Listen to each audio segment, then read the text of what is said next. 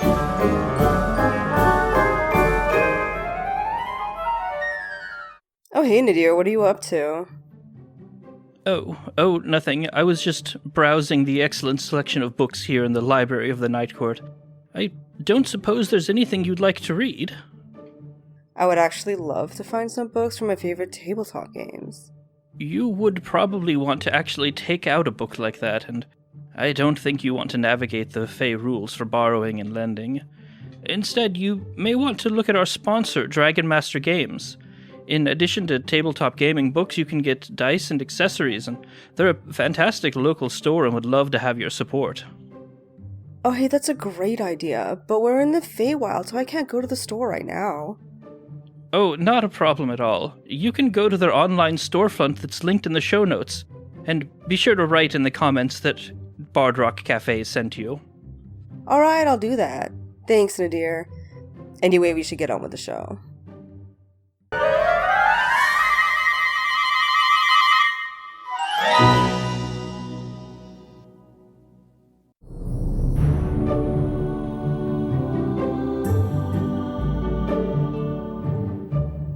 Welcome back to Bard Rock Cafe, episode 56. Not surprising at all. Of course we made it this far. Started at the bottom, now we're here. Last time on Bard Rock Cafe, the party wandered off the beaten path as Feyre got lost, scouting a lake. And the party also got lost, and through an insightful Dispel Magic realized that what looked like open plains leading to a glimmering lake with melodious music coming from it was actually an illusion, and they were wandering through a dead forest with the canopies of the trees covered in spiderwebs stretching from branch to branch as the sound of melodious music was replaced by a cacophony of crows calling. As the party followed the noise to the source, they found, as they broke through the tree line, they found a large lake bed, now dried and covered in smooth stones, stretching to the center of the lake where it goes back up to what would have once been an island, but now is a large hill. And atop that hill is a very large tree, and at the base of that tree is a cabin. Attached to that cabin was a birdcage filled to bursting with crows. And Epi, with some help from Armbar, launched himself across the lake bed, and Misty stepped over right as the cabin door opened to a very, very old, ancient-looking woman, skin more wrinkled than smooth, and hunched over. She leans out and says, "And who are you?" And that is where we pick up on tonight's episode of Bard Rock Cafe. Oh! So, starting off, we're actually gonna wait on Epi. Everyone else, you see this happen. I want to give you all a chance to respond and decide how you're going to react before I do Epi and the old woman. I have a question. Sure. Where's Jenny Greenteeth right now? Y'all left her. Oh, great. There was a reason I asked. Oh, well. Okay. She is back cooking what is definitely only tea. The fact she is cooking tea is very concerning. Cooking, yes. Is that not how you're supposed to do it? I need to make some phone calls. There's usually other verbs you use to describe the preparation of tea. Oh, it just has to marinate for a little while before it's ready. That's the right word. Yep. It just has to marinara. I'm sorry, only tea. Is that what you said? Look, Kenny said she's making only tea, and It's a moment of pure word association. Oh, Yep. Okay, so we don't have Jenny Greenteeth, but am I correct in assuming that this person is of a similar persuasion? I mean, you can assume whatever you like. This That's woman fair. is ancient looking. On a scale of 1 to Nadir, how ancient is she? So Nadir has a lot of wrinkles. Nadir looks very, very old. This woman somehow looks even older, right? Like splotchy skin, wrinkled all over, gray, wiry hair pulled up into a bun above her head. Kind of a ragged-looking dress that she's wearing. And again, leaning on a very gnarled cane as she leans out of the door. So, for all of you on the shore, I'm going to go in order. Rook, what is your reaction, and do you do anything? Rook is going to creep around, trying not to be noticed, and she will creep around the back of the cabin, across the way, and unlock that bird cage. That's her aim. It's a long way, so she's gonna take it in steps. One of your actions is going to be to stealth, and one is going to be to dash, I'm guessing. Sounds legit. So, roll me a stealth check, please. What in the world is this? Is it a good thing that you're reliable? It's so good, because what in the... I got a 21 total, but I had to reliable it. Okay. What was the actual number on the die? Just curious. 2. 2? Jeez. Yeah, I know Okay. shit. Yeah, the digital roller has not been kind to you guys this session. No. That's mean. Oh, okay. So the 21 stealth, you are quietly and quickly making your way around the edge of the lake bed before trying to cross the lake bed to the island in the center. Is that Yes. correct? Exactly. Okay. That's going to take a minute for you to do. Yeah. Alright. Marty. Yes. Paragon. Do you have any reactions as you look across the lake bed to... You all see this. You all see the door open and this old woman peer out at Epi, who has just Misty stepped onto basically the front porch. Is this a dangerous scenario? Do you have any way to know that? I mean, I don't have danger sense like Armbar has, but I guess I could roll insight. In the last episode, I said I had my weapon drawn and was kind of just carrying it ready in case something were to happen. I just want to know if it's like, if I should keep it up or if I can just go, okay, we're friendly and sheath the weapon for now. Give me an insight check just for a general vibe check. Okay. A 17. In general, clearly the vibes have been off, right? Right. Even you, with your limited magical knowledge, could see that it took Brock a little bit of doing to unweave the illusion that had been put over the terrain, right? Mm-hmm. That's powerful magic. And it was not like a good change, right? Like spider webs, Yeah. dead trees, dried up lake, and crows stuffed into a bird cage like potatoes in a sack. The vibes are off. The vibes are off for sure. I'm going to keep my weapon drawn as non-threateningly as possible. Sure. Okay. And just keep an eye on the situation from a distance. Okay. Rock. What would you describe the light situation at the moment? Like, we're in the spring court, like everything's just dark and dreary. Would you describe it as broad daylight, dim light, dark? So, currently, in the clearing, broad daylight. Okay. While you were in the clearing, or while you were in the forest, I mean, it was mostly dim light because the canopy obscured the sky. But because it was all dead trees, light was still getting through. Now it's a lake bed. There's nothing growing there, right? So, all right. Yeah, broad daylight. How far are we from a tree? Behind you? Like you just walked out of the tree line? If I could, Inky and I move back to the tree line and be in dim light. Yeah. All right, how far away am I from the cottage if I do that? About 80 feet. 80 feet, okay. Inky is going to position me strategically and put me in a little bear hug under its one arm, and it is going to bonus action hide in the dim light. Okay, roll a stealth check for Inky. Well, I'll roll it. It's fine. Oh, I had Inky stat block up. I could roll it. Oh, go ahead and roll it. It's an 18. Okay, cool. All right, anything else from you? No, I'm good. Okay, Epi. No, not Epi. Nadir. Same question. What is the question? What are you doing? What are you doing? Nadir, God, pay attention. I know you're an old man.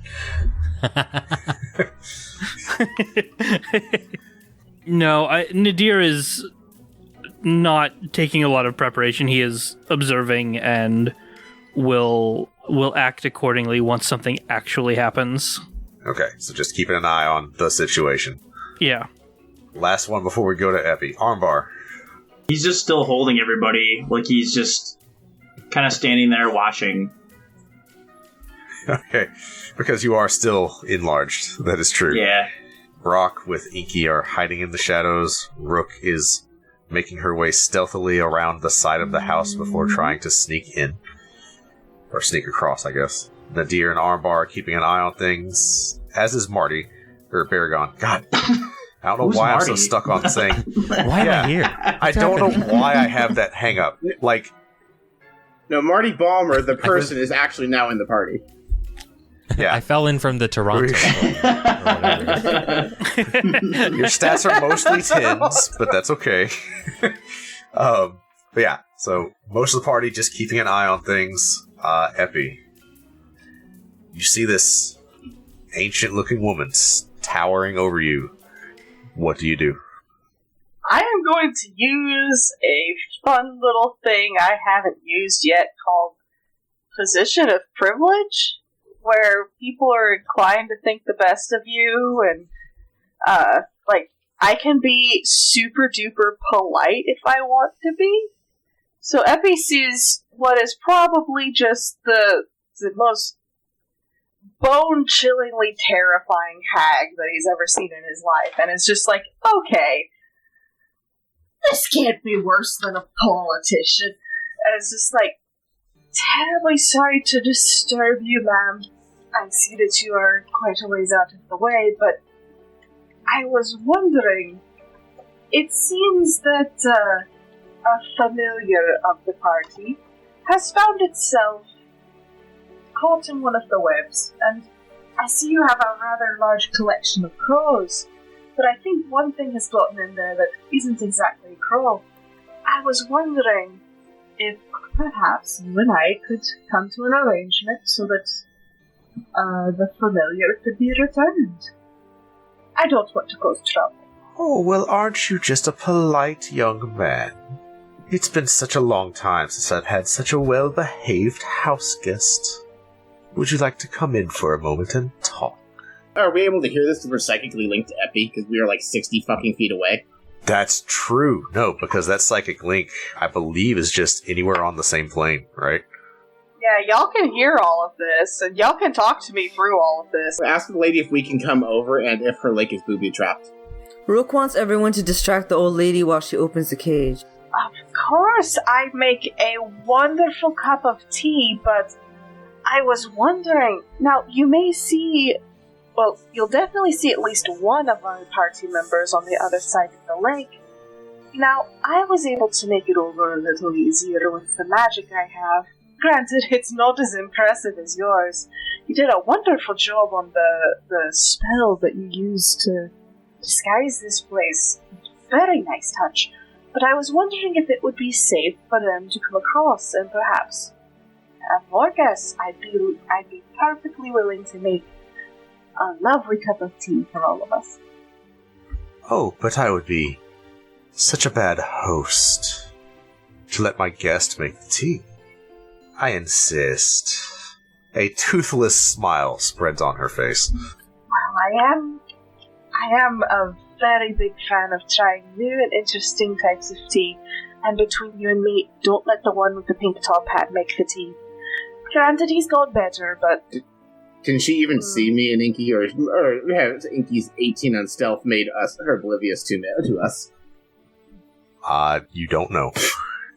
Although, I guess if Epi is pointing out the one in the pink hat, I see what you're saying. Okay, I'm tracking now. I'm so sorry.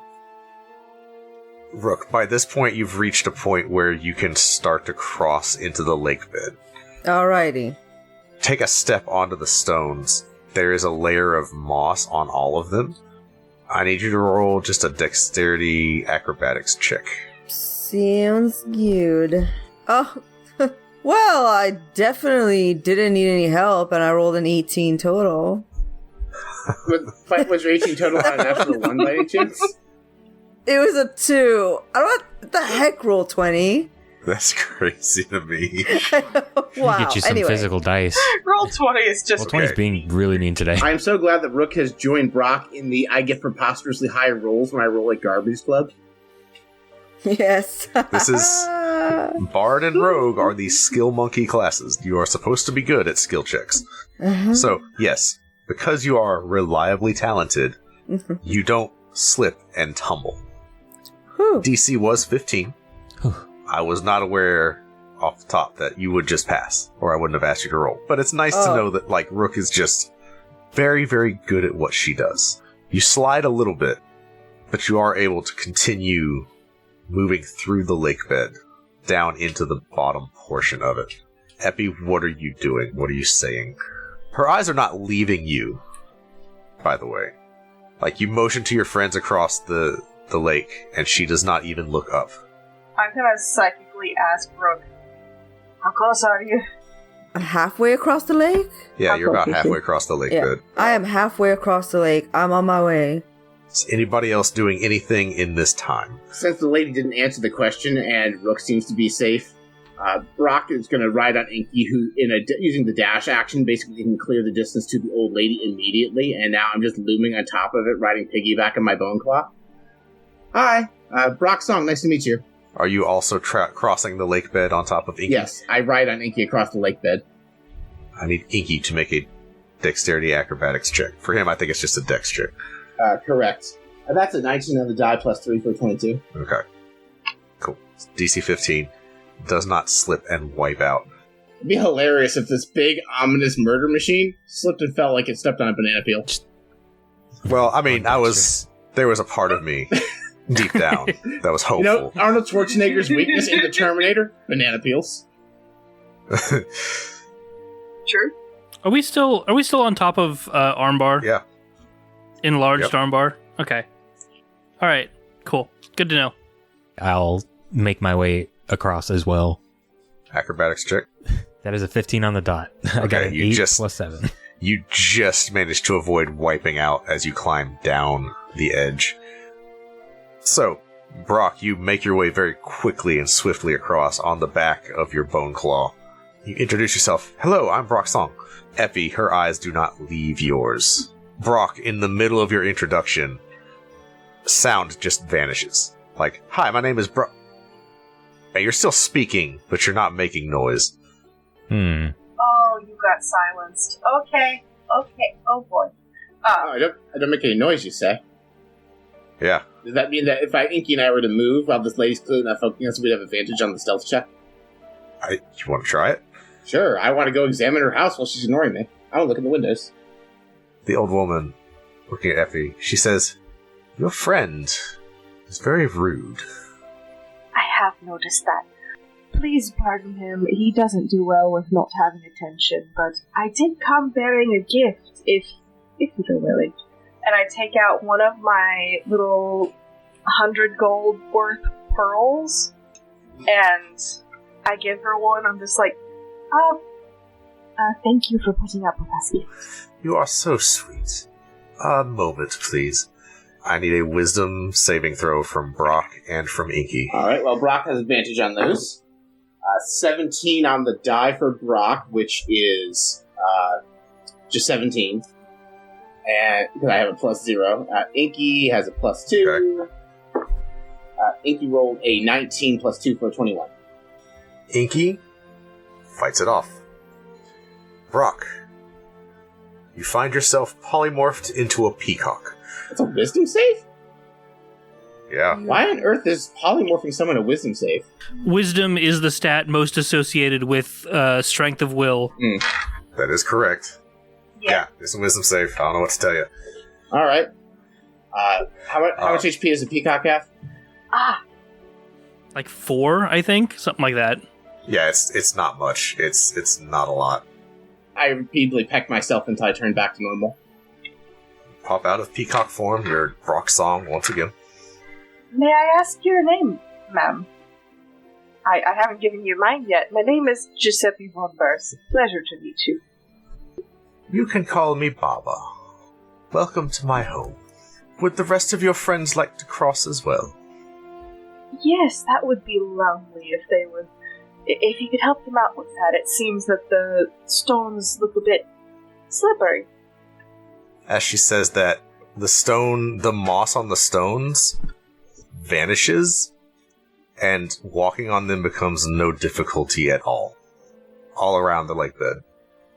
So there is no check to climb the other side for Rook or anyone else.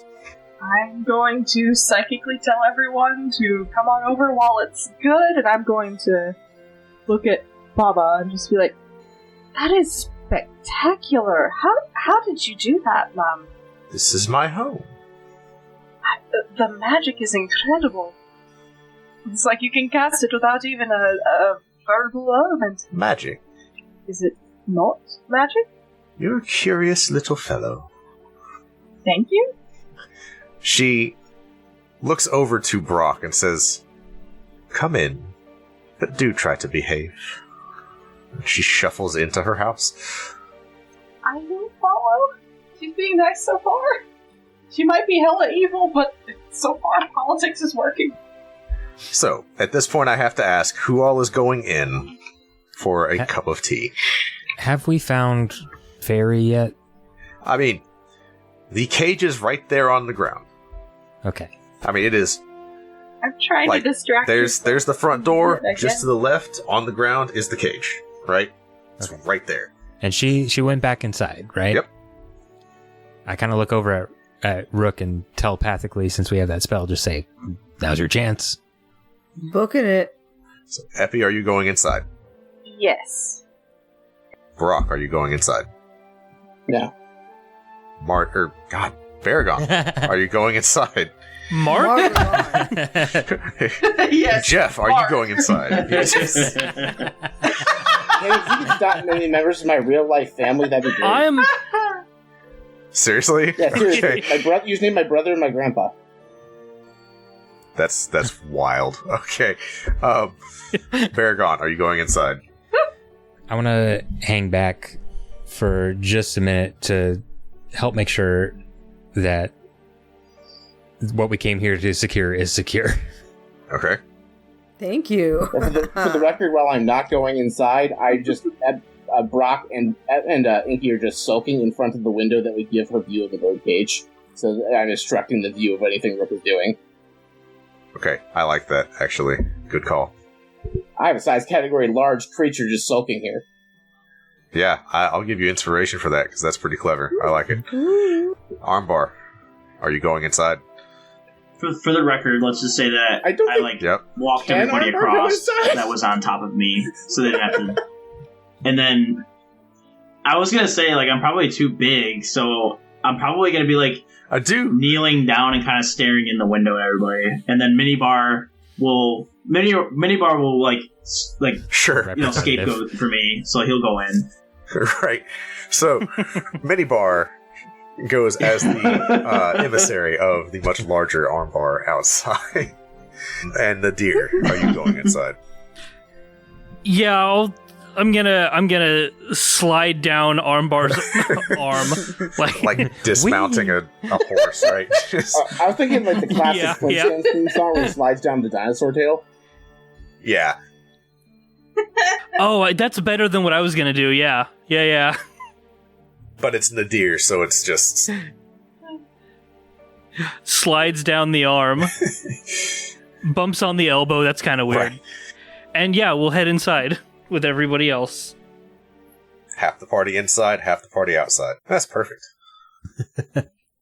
Everyone's fine. That's fine.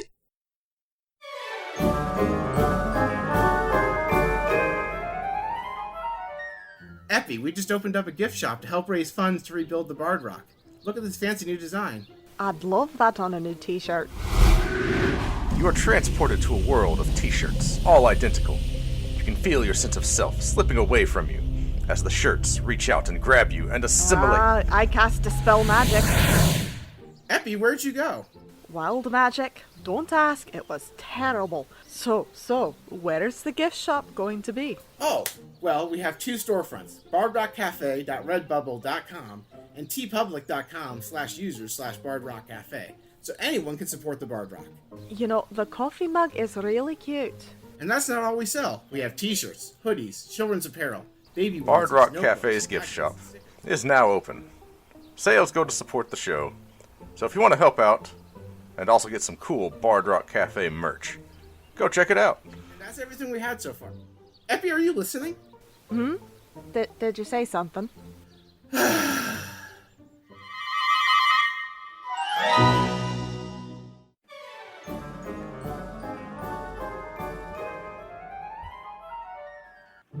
Epi, Diana, I brought you both a cup of tea. It's not Earl Grey, but I think you'll enjoy it. Oh, I've had your tea, and it's all cups of lies. First of all, I make the finest tea Prestidigitation has to offer. Second of all, this is a new line of teas we'll be serving at the Bard Rock from now on by our partners at Many Worlds Tavern. Oh, I've heard of them. I'm particularly fond of Sleepy Fields and Golden Root myself. Well, look, if it's good enough for Diana, it's good enough for me. I'll have a cup of that Harden Harbor. Of course! Here you go. I pour Epi a cup of tea. Epi, roll perception to determine if the tea is made of lies. Damn it. That's a natural one. First of all, you are absolutely convinced Brock used Prestidigitation on this tea. Second of all, you feel a wild magic surge inside you, and dozens of thirsty customers appear outside of Brock's food truck right here in the graveyard. No worries, folks. We have plenty of tea from Many Worlds Tavern for all of you. Try a cup of Sage's Gate or Sacred Spring. Somehow I already have dozens of cups of this already prepared and steeped for this occasion. Of course you did. Want to brew some of this delicious tea at home? Just go to http://manyworldstavern.com/bardrockcafe and use the code BardrockCafe at checkout to save 10% on your order. As always, a portion of your order supports the show. And if you're a coffee drinker like my good friend Armbar, they have options for you there too. Brock, I'm happy for you and all, but get your food truck and all your customers off my lawn. Sorry, Dan, I can't hear you. This tea is selling like hotcakes. And so are the hotcakes. Bye, everybody.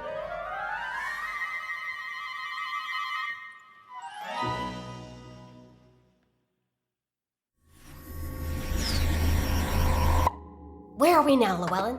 Well, Meanie, it looks like we've arrived in a universe where Jump Leads is part of the Bard Rock network of podcasts. The Bard Rock Network? Wow! That's a whole new audience ready to experience our adventures jumping through parallel universes, like when we found that colony of religious robots, or the time we were chased by a knife-wielding dinosaur. What about when you spent a whole episode looking for a bathroom? We don't have to talk about that.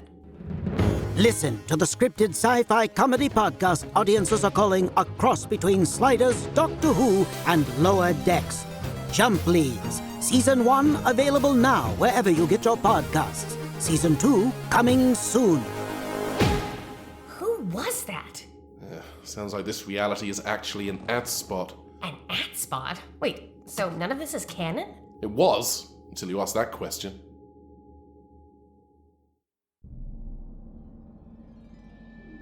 Alright, Rook. We're gonna start with you. So you reach the cage. Awesome. I'm picking that lock or breaking it open or whatever I have to do. Okay. What kind of lock is it? So it is just a bird cage, right? It's just a little latch lock. Opening that shit. You open it, and all the birds fly out. Except for the one that is Fairy. Fairy shifts back into pseudo-dragon form. And immediately, hides up against you. Oh, come here, Fairy. A whole Fairy. Okay. Rook doesn't say anything, she just holds Fairy and she's not moving from it. Fairy's like, that was so scary.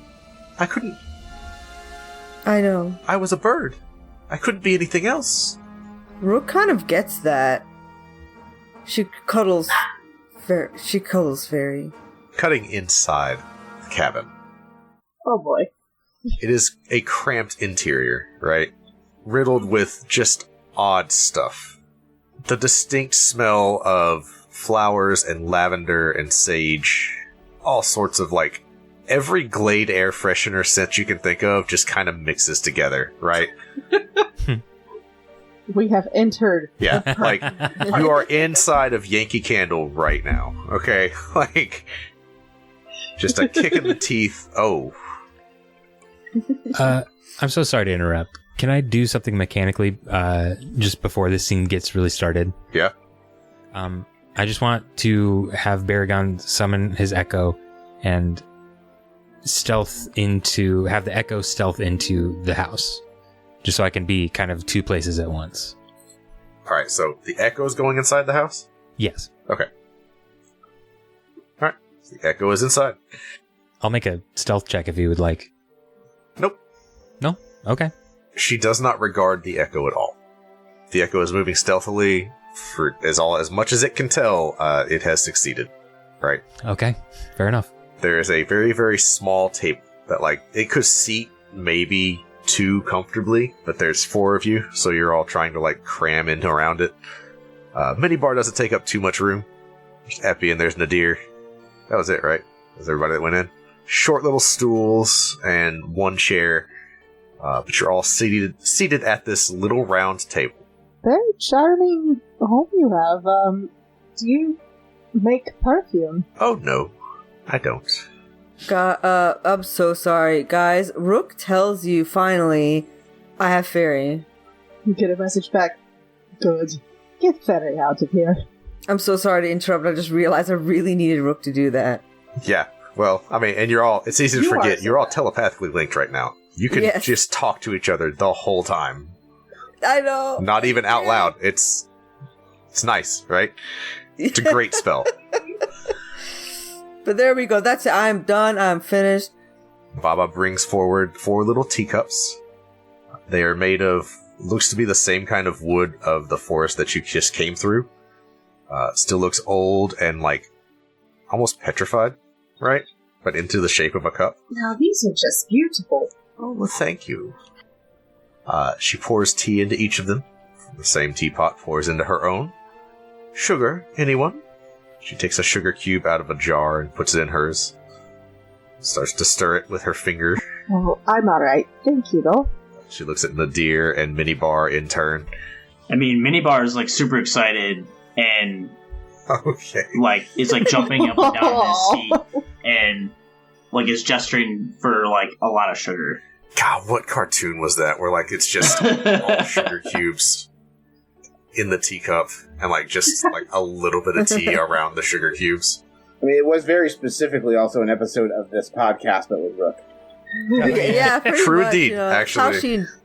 She very much enjoys eating that way. I distinctly remember Brock trying to pantomime the number 2, and Rook just dumping an entire bowl of sugar cubes into a cup of tea. Or I, like, told the guy I wanted 6. Yeah, exactly. Oh, yeah. Nadir will just... Oh, no, thank you, it's fine as is.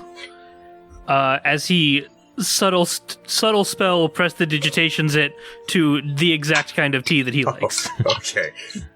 It's very well. So given my lots of experience with tea and tea-based objects, can I see what kind of tea this is? Jeez, I don't know. Chamomile. More importantly, can Epi, based on his experience of having friends poison tea, tell whether or not this tea is poisoned? Well, that's a great question, Epi. Roll a nature check. Oh, God. Okay, big dice, don't fail me now. So, can I say above board, the instant that when Kenny said, pours her own from the same pot, my brain immediately went to the assassin's teapot, but I don't think Nadir would know that. My brain immediately went to the Princess Bride, where he was just immune to the poison he had the guy. Yeah. So I rolled an unnatural 20. I rolled a 16 plus 4. Yeah, so with a 20, no, not poison. Matter of fact, you're fairly certain of it. Is this chamomile tea? I have to say, I'm quite the fan of chamomile. Indeed. Well, you'll like this one. She takes a sip of her tea. You sound so ominous when you say that, but you seem fine. And I take a sip. You take a sip of your tea. So, fascinating choice of location. Why this particular forest? What do you mean? I've always been here. I know better than to ask a woman her age, but I assume that this has been yours for quite a while then. Yes, it's always been mine. I care for it. Fascinating. What sort of care does it need? Like, what does she do to care for it? I make sure it gets everything that it needs. It's my little garden. She smiles a toothless smile at you. Ah. What sort of things does it need? Crows, for one, I assume. Though I have to admit I'm not much of a gardener myself. Alright, I have to ask at this point, Minibar and Nadir, have either of you taken a sip? Yes. Has Minibar gotten his sugar like he demanded? Oh, yeah. She has left the sugar jar, like, right next to Minibar. Well, he's pretty much taken, like, a fistful and just, like, shoved it in his cup. It's more sugar than it is tea. Yeah, it's syrup. It's just... So he's digging in. Those of you outside of the cabin, what are you doing? Armbar's wondering if Minibar did anything to Epi's drink. Oh, god damn it. Oh, yes, because I was the rude one. Wasn't Minibar in there? Yep. Left a little present. Oh, god. Not again. Remember, when Minibar dies, that's on him. I mean, maybe he didn't have the time. I don't know. Armbar doesn't know. What's the Echo doing since she's not paying attention? Pretending to drink a cup of tea because he can't interact with physical objects. At some point, I think the Echo literally like goes to a point where it thinks it cannot be seen and just like freeze frames. That's literally what I was imagining. Like it's just standing in the corner. It just becomes like a Leonin-shaped statue that Baragon can, because I have the ability Drax now from Guardians of the Galaxy. Yeah. If I move extremely slowly, you cannot see me. I will become invisible. It is just essentially a Leonin shaped statue that I can look through because I have the ability to do that. So Baragon's kind of trying to divide his attention two ways, mostly to, in the house, make sure he's just pulling double duty to make sure everybody's like safe. This whole time, so Rook's got Fairy, she's feeling a bit better. This cabin, is it made of wood? It is. Okay. She's gonna check for a window or a crack in the wood panel. Easy enough to find. It's... Alrighty. Yeah. She wants to check on what's in there, but she doesn't want to mess up anything that's going on in there. What is she able to see? Just roll a perception check. Sounds good. Okay, you're not gonna I want you to just guess. Guess what number? A 2. Is it a 2? I'm gonna say. Did you roll a 2? No, I didn't roll a 2, but the total number. Alright. Did you get exactly 18? No, I got 17 again. Which is, I just don't know what to do, man.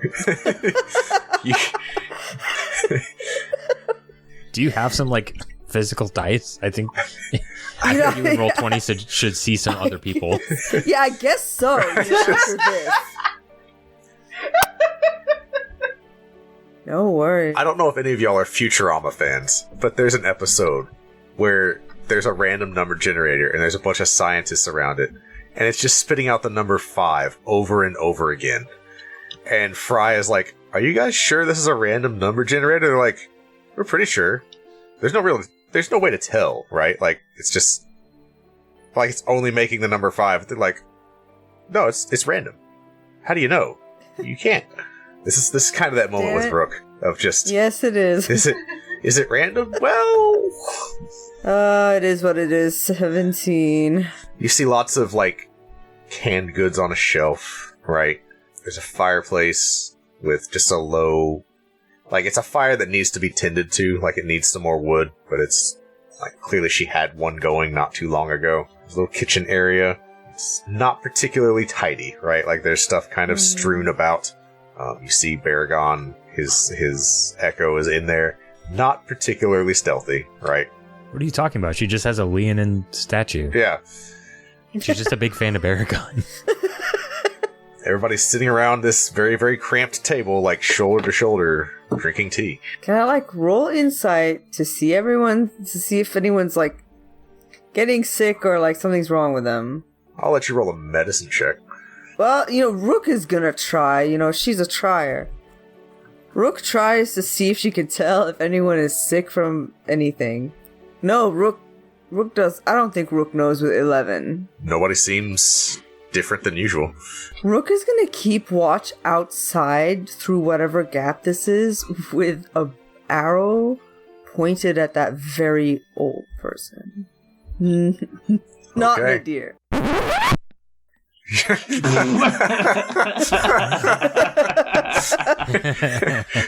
Clarification was required. Oh, man. What a podcast moment that would have been. So you all are drinking the tea. You all finish off your tea. And Baba stands and says, "Thank you all for stopping by. You're welcome back anytime, but I must ask you to leave now." Of course, we wouldn't want to overstay our welcome.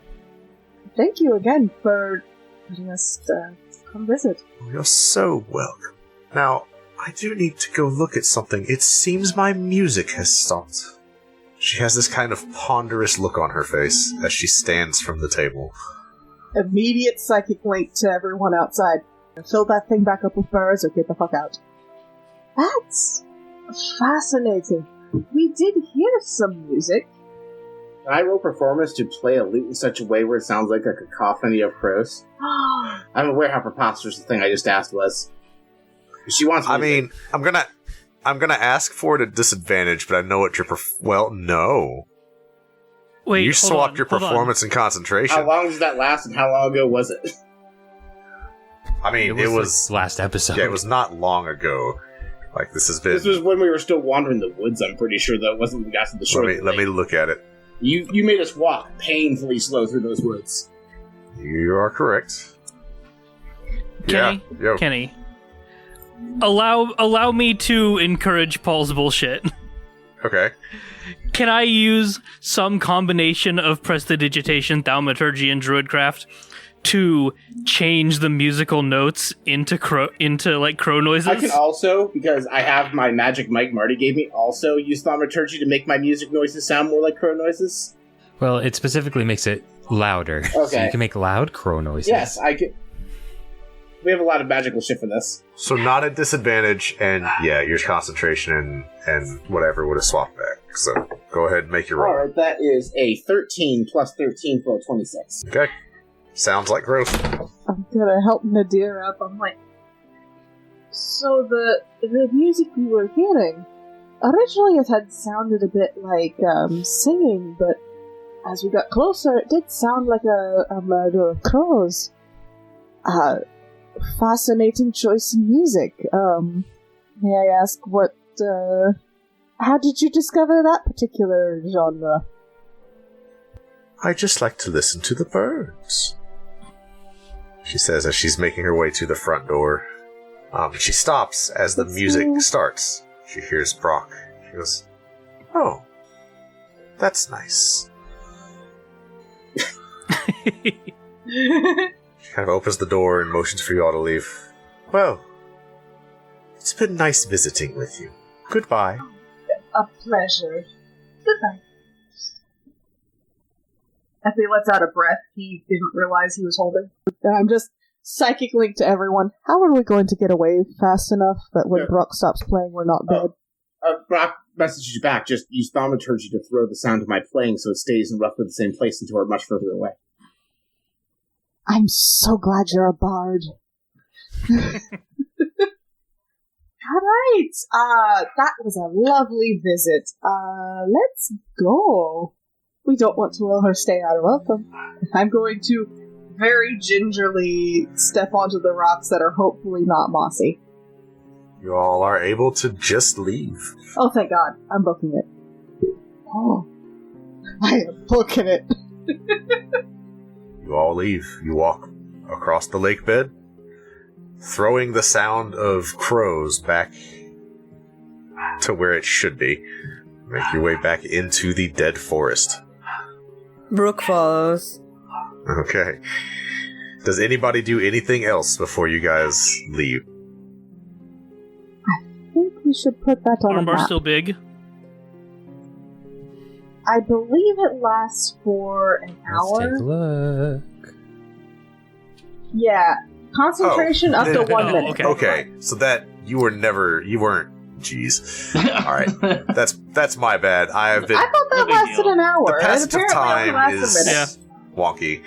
It's the Feywild. Right, it's a material minute. It's the Feywild. We all forgot that it lasted a minute. It's fine. You are no longer big. Damn, I was gonna get another ride across the You could still get a ride. True. Armbar gives a mean piggyback. I think I'll pass. Thank you. Are you sure? I got a nice seat in my back muscles. As he flexes his back muscles, and it almost looks like a chair. That's Rock waves his hand and summons Muck out of his pocket dimension, and now Muck is riding on Armbar's back. Just like old times. Yeah. Muck, we missed you. Muck noises. Oh my god, he's back! Don't edit that at all. Oh yeah, Kenny, you haven't listened to that. We canonized Muck's voice. Oh god. Yeah, Ago. he also has the benefits of the awakening spell, so he actually does now speak common. Nice. Gosh. So what does Muck sound like? So I need to know for reasons. It sounds kind of like a frog burping while talking at the same time. Spectacular in every way. Muck. Ooh, that's not phlegmy enough. Nah, I think I get the gist though. Are you Feel trying it to in like your the, heart. Yeah. More gurgle, right? And that's about it. Okay. Yeah. All right. Also, the one thing I did beforehand is I summoned my slime monster before we left, and he left a loogie at the base of the tree. Sure. Well, Minibar's a little jealous of the piggyback ride, and he's shaking from a sugar rush. So he jumps on Muck's back, and he's like shaking uncontrollably. And he just kind of submerges into Muck because Muck doesn't have a back. Yes. It's vibrating so hard that like pieces of Muck are getting flung everywhere. like a dog shaking the water off. Have you ever shook like a jello salad? That's basically what's happening. We are gonna have to look at that little guy's sugar intake. My god. No, it's okay. Muck's gonna ingest half of it now. He absorbs it. Oh, that's good. They can share. So we just have a minibar version of that time in the musical where Saith wore a Rick suit, except now it's minibar wearing a Muck suit. That's fine. I have nowhere near enough spells left to fight a full-blown hag. Oh. I mean, I don't know what you're talking about. A hag by herself is like a CR9 monster. We're like level 11. Yeah. So you all make your way back through the forest. You find it is much easier going this time, and that the trek back seems much more direct. And before long, you find yourself back on the road. I really should ask her at some point how she does the modifications to The food cart and everything are where we left it. Yeah. Oh, sorry about the delay, guys. We just met into this Baba Yaga lady. She seemed really nice. And Brock actually did the word nice in air quotes. She made excellent tea. She was nice to me. Besides, I thought you looked lovely in peacock feathers. You try putting them on your cloak sometime. So Lobo and Halil both are just like, Baba Yaga? We don't know of anyone named that. Interesting. We did watch the entire landscape shift and change. And then a flock of crows flew out not too long ago. That was you? Oh yeah, I just encountered this really powerful enchantment and I just Falcon punched it out of existence, no big deal. I would like to roll performance to impress Alil. Okay, roll performance. That is a natural 20. About fucking time. Okay. Alright, roll wild magic as we and that is for a 32. come to the end. Do what? Oh, sure. Yeah. 96 and 14. I will say above game they are both 10-minute effects, and this was going to be a bit of travel after this. So, either way, nothing really happens. Nothing easy enough to at least share with the audience? So the rolls were the persuasion and concentration swap. And the other effect was anytime somebody rolls a bardic inspiration die within the next 10 minutes, it's doubled. Oh, cool. The audience I know is very invested in the numbers. I know. It's crucial. Anyway, how impressed is Halil with my boasting about how I Falcon punched an enchantment a hag put out of existence? Roll an insight check. That is 14 plus 8 for 22. With a 3 on the die. She's impressed. She is practiced at not showing emotion. She says, well done. Shall we? I'm happy that you found your familiar. Rook doesn't answer. She's too busy playing Fairy. Fairy has recovered a great deal now that she is away from the birdcage. Oh, actually, weren't we going to have lunch first? What'd you guys make? Well, I do have some nice tea. As Ginny Green Teeth comes out, she's like, is anyone in the mood?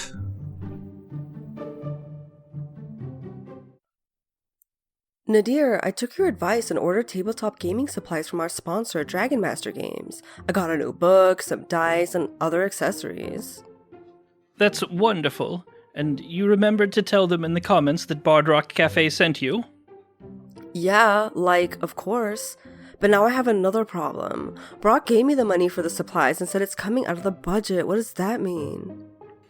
Oh, well, our show and the other shows on the network are partially funded by our viewers on Patreon and Ko-fi. In addition to covering costs like editing and web hosting, we use some of those funds to purchase the actual games we play on air. Because, as creators, we want to support the developers as much as we can. Okay, so our viewers can go to the Patreon and Ko-fi linked in the show notes to support us and the rest of the network?